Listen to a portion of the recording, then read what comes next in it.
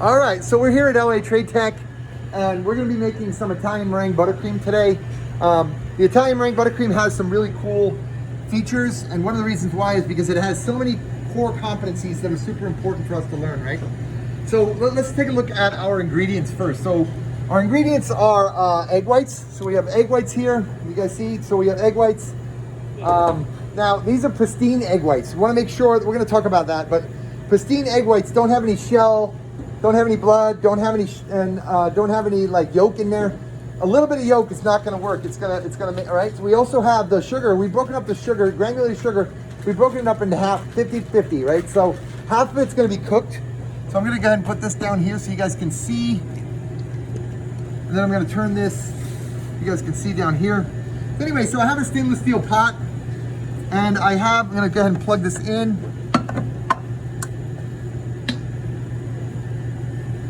There we go. So I want to plug this in 220, no, 110. Plug the mixer in. Again, while you're working with these things, you want to make sure they're unplugged. Okay, and then I'm going to just go ahead and add my sugar to this pot. I want to use a stainless steel pot. And then I want to add some water. How much water do you need to add? Well, remember we talked about caramel last week, and the rule was dehydration must occur before caramelization. So what you want to do is just get enough water to basically get it moving. You can put more water, but remember, it's not going to get above that temperature of 212 that water boils at until it goes up, till all the water's gone, right? So you don't want to overdo it, right? So I just add just enough water just to kind of get it moving. And then what I do is I'll stir only until it gets warm, or only till it starts to cook a little bit, and then I'll stop stirring. Everybody say stop stirring. Can everybody see? Stop stirring. Stop stirring. So you can basically see it here. Again, it's still that cold water liquid. All right, now again, this is a caramel, so let's talk a little bit about caramel again. I know this is a review from last week, but remember that the caramel is literally just cooked sugar, right? And as you cook the sugar, the higher the temperature, the different behavior the sugar has. Like for example, if you get it up to like 240, you can actually use it to cook your egg whites for your Italian meringue buttercream, right? If you actually bring it up even higher than that, you can get to the softball stage, and you can get to the hardball stage, you can get to the hard crack stage. You can make candies with it, things like you know, Jolly Ranchers or whatever. So again, all right, so now I'm actually starting to boil. And what I want to do also, I want to stop stirring, right? Then what I'm going to do is I'm going to take a brush. So you have the brush, and I have a little bit of water here. What I'm going to do, make sure your brush is really, really clean. And then I'm going to do is just brush down the sides of the pot itself. So you want to make sure that, because any sugar that's on the side of the pot is going to caramelize and then fall back in, and that's going to crystallize our whole caramel. So we want to, all right, so do that and then wash it down and then continue to cook. Now, meanwhile, what I want to do is I got a stand-up mixer over here with an attachment. The attachment is the whip attachment. And what I'm going to do is I'm going to take my egg whites, again, pristine egg whites, no shell, no yolk, no blood, right? And I'm going to go ahead and pour that in there. Now this is the maximum amount that you can possibly make in this size bowl. So you're going to see it's going to get a little hairy. It's going to be like, it's overflowing. No, we've made it before with this batch, so it works really well. It's just the maximum you can possibly get in this bowl. So if you work with the egg whites when they're at room temperature, they actually work a little bit better. So, but what I like to do is I like to get going on this. I'm going to turn it up as high as it will go and turn it on. Crank it up. Make sure that the bowl is engaged with the whisk. All right, and again, if it's room temperature, it's going to work a little bit faster. If it's cold, then it's going to have to work a little bit harder to come up. What you're doing is you're capturing air pockets in there, and what we're doing is we're going to add some sugar to this, and we're going to make what we call an Italian meringue, right? Not a merengue, a meringue, right? So again, we're going to be whipping this up. Again, when we're making this buttercream, we want to make it light and we want to make it fluffy. I told you guys about Chef Eric Goucheron from the Plaza. He said, right, and he stopped, you want to make your buttercream very light, very fluffy, and then he stopped and he says, if you can show your customers air, you're doing very well, my friend, very well, right? So you want to make it light, you want to make it fluffy. We're actually going to kind of collapse it a little bit later when we add the fat to it, but at this point, if we have fat in there, it's not going to really work, so we got to be careful with that. I'm going to take move this over here for a sec, and then I'm going to take my sugar, and I'm going to add my sugar slowly, and we call that songer, right? Songer. So sprinkle in the sugar, songer. So sprinkling it in. Seems like a lot of sugar, but it is a lot of buttercream, right? So anyway, so this is, again, it's a meringue. All right, so we're gonna go ahead and continue to whip the egg whites, and we're gonna add all this sugar. And this is now at this point, this is actually a,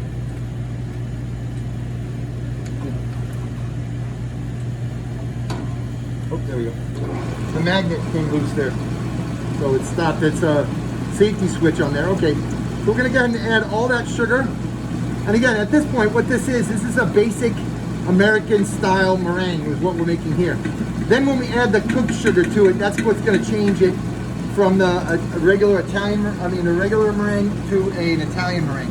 Now notice now, and I'm gonna turn this a little bit so you guys can see, but notice I have some steam coming out of the pot now. I'm gonna turn this a little bit so you can see.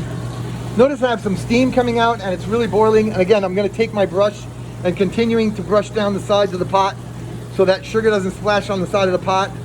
And what I wanna do is I wanna cook out all that water that's in there, okay? And so you can actually use a candy thermometer to check to make sure that it gets to be a perfect 240 degrees, which is above 212, right? Not much above 212. So once that water's gone, you're actually gonna see the evaporation of the moisture stop because there's no water to evaporate out.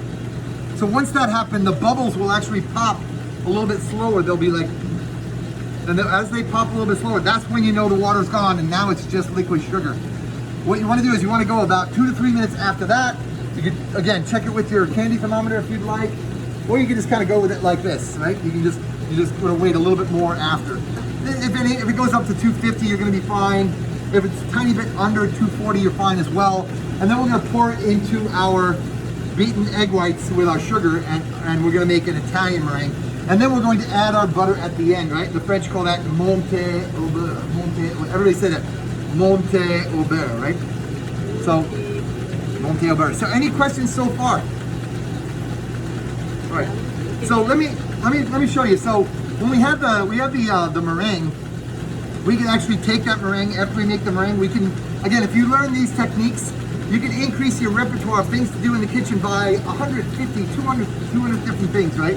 You can actually take the egg whites, you can actually pipe them out, you can actually dry them out overnight in the oven and make little meringue cookies if you'd like. You can make a pavlova, you can fill it with like a Australian dessert, right? There's many things. You can actually make Christmas decorations for your Christmas tree if you wanted to out of meringue, right? Also with the caramel, what you can do with the caramel is you can actually make caramel sauce.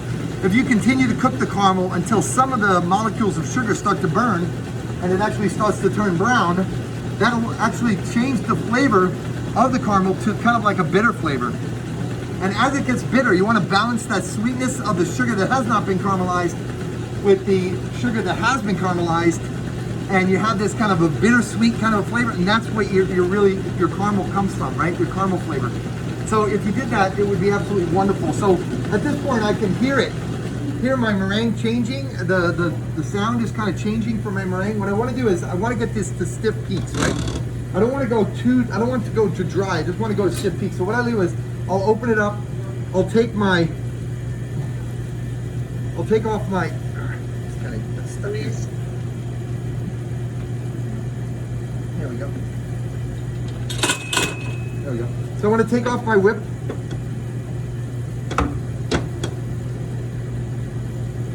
Take off my whip, and I want to lift it up like this and take off most of it. And then I want to turn it upright. See how it's not quite stiff yet? You can actually see it's not quite stiff yet. So that means I'm not finished yet. So go ahead and put it back on. I'd rather under whip it than over whip it. So make sure you're checking and stay right on top of it. Don't leave, don't walk away from this.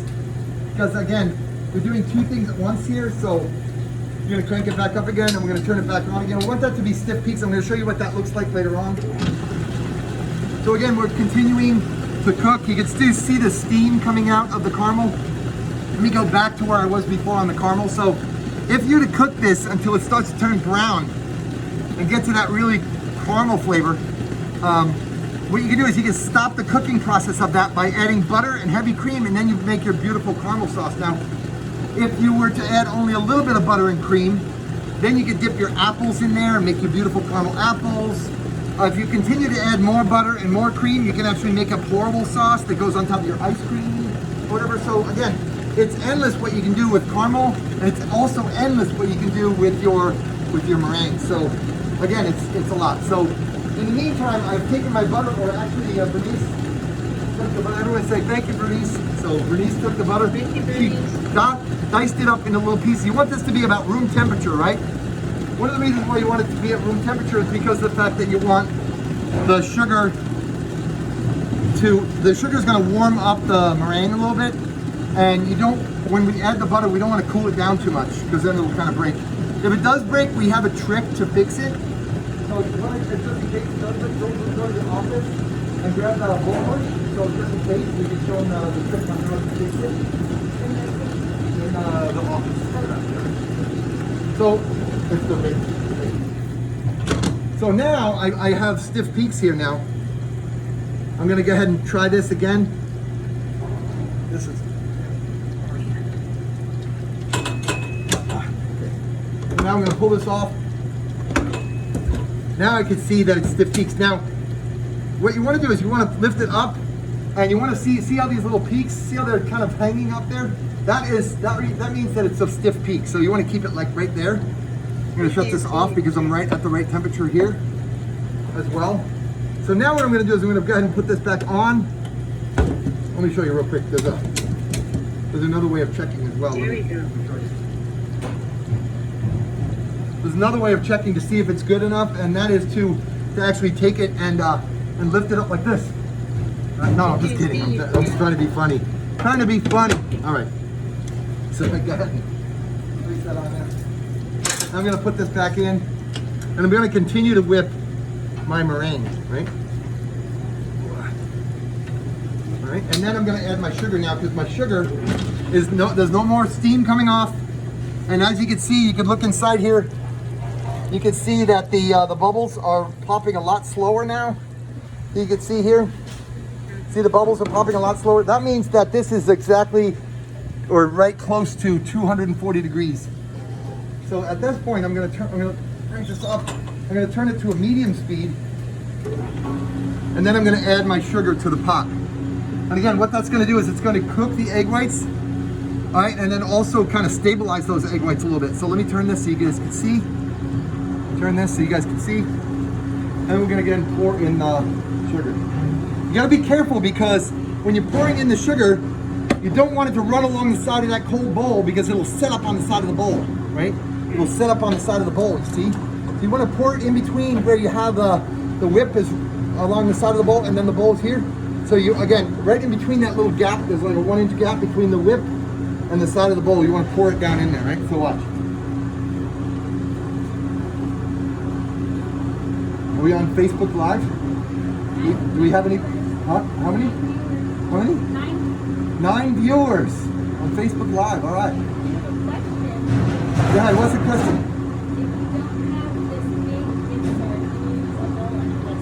Yes, you can use a bowl and a whisk. It's going to take a lot of work. If you have a copper bowl, whipping egg whites works a lot better as well. So copper actually reacts with the natural albumin that is in and the lecithin that is in the eggs, and it will actually make your egg whites whip up a lot faster with a lot less effort. Copper bowl. Has anybody tried that before? So notice how I'm pouring this in. I'm not stopping. It's got to be a continuous pour. Don't stop. It's got to be a continuous pour. Boy, it's hard to teach with these face masks on. I'm going to be so happy when COVID-19 is over. How many? Raise your hand if you're done with COVID-19, right? 2 hands up over there for Colleen. I don't know how to do that. So you know, another thing is we're going to talk about the cake. This is actually going to be used for the cake. But we're going to talk about the cake. What I like to do is I like to add a little bit of water to this pot, and then I'll cook this water a little bit, and that becomes my simple syrup. I'll add a little more sugar to it, and that becomes my simple syrup. You can actually add lemon juice, or you can actually add some booze to it. You can make your simple syrup could be flavored with Grand Marnier or anisette or whatever you want to add, right? So as I added the sugar to this, it kind of got a little bit warm. And one of the things about my butter is that my butter is a little bit cold, so that's gonna work out perfect. I'm gonna get my gloves on. Got my gloves. One of the reasons why we use blue gloves is because there's no blue food, and so if the glove actually breaks in the meringue, we're gonna be able to find that piece of blue really quick. All right, so I'm gonna put my gloves on. I think these are a little bit small for me. These are medium, I think.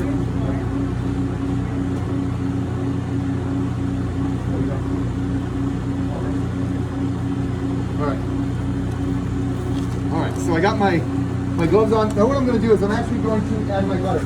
Again, the French call that monter au beurre. Monter au beurre. Can everybody see? How much butter is that? Oh my God, that's a lot of butter, chef. So we're just going to go ahead and add the butter. Slowly, piece by piece, adding the butter a little bit at a time. Again, if you're using the shortening, you can actually alternate between adding butter and adding margarine, or adding butter and adding shortening. It depends on if you want to, again, save money on your buttercream. So as you can see, I'm adding it one handful at a time, one piece at a time. Any other questions while we're monter au beurre? I can hear you guys on Zoom if you want to ask me a question. Nope. All right. Do you have your simple serve on? Is your simple serve? I didn't turn it on. I just wanted to talk to you about simple serve. I didn't turn it on.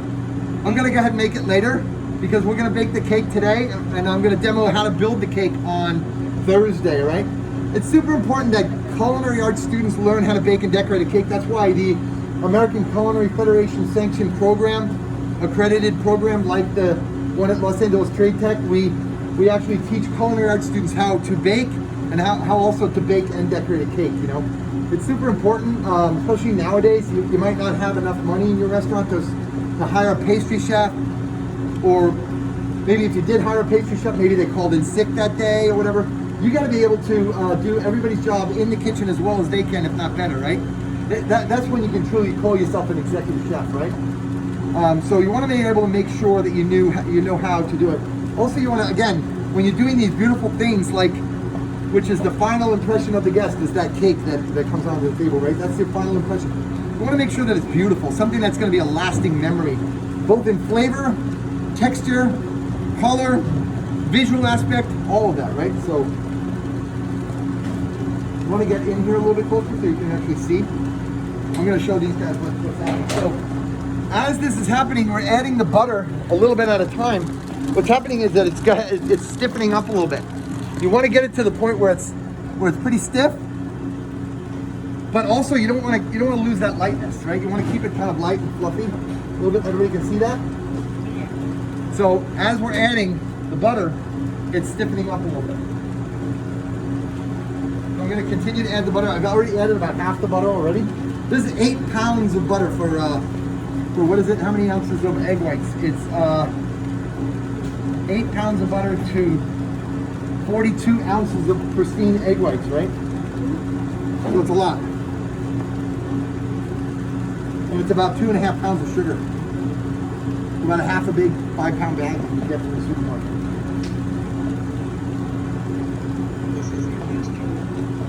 Right, so we're making a lot. The reason why is because we're going to give you guys some buttercream to take home. Now, with the buttercream, because of the fact that the egg whites are cooked and it's all butter, you're going to actually keep this at room temperature. It'll last 1 week at room temperature. You don't want to put it in the refrigerator. Everybody said that out loud. Don't put buttercream in the refrigerator until once you put it on your cake, you can actually put it in the refrigerator. But don't put it in the refrigerator, because then what you're going to end up having to do, it's going to be hard as a rock. You're going to end up having to whip it up again and break it and all that kind of. It just gets too crazy, right? So don't put it in the fridge. You'll end up really getting upset later yourself doing that. So any other people on Facebook Live? How many, still 9? We have 10? People have gotten in and coming out? Are they doing those little hearts across the screen? Question. Oh yeah, we got the vanilla too as well. So you can go ahead and flavor this with any flavor you want. You can do a lemon flavor. I actually put cocoa powder in there and make a cocoa buttercream, like a chocolate buttercream. You can actually put cinnamon in there and make a cinnamon buttercream. You can put some anise in there and make like a licorice flavored buttercream. So think about other flavors that you can put in there. And you can put rose water in there and make a rose flavored buttercream. You can put Oreo cookie crumbs in there and make an Oreo buttercream. What else? Oh my goodness, you can do so much. So now my buttercream is really pulling together.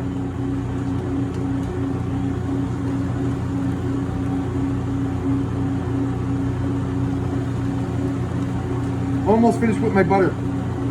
Everybody can see that all the butter is almost gone now, right? Look. Oh my gosh, all the butter. 8 pounds of butter? Yeah, all that went in there. Okay.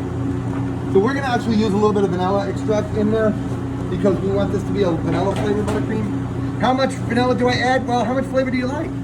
You know, and so we put that in there. Now, if the buttercream gets too stiff, you can actually work it a little bit faster by putting it back on number 3. You gotta be careful because it'll fly everywhere, right? And then the friction from it will actually warm the buttercream up a little bit. If it's